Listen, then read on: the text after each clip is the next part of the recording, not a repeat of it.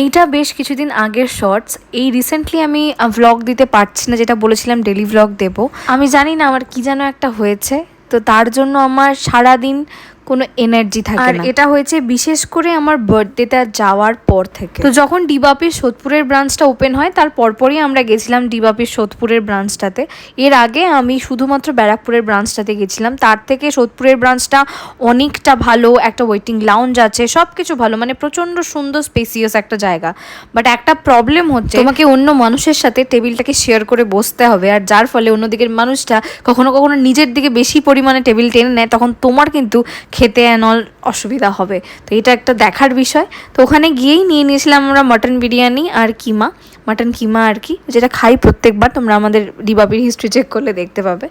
But বিরিয়ানির টেস্টটা কিন্তু সেদিনে পার্টিকুলারলি বলছি একদমই ভালো ছিল না। তো যাই হোক, লাস্টে ফিরনি খেলাম এবং আজকের ভ্লগটা শেষ করলাম।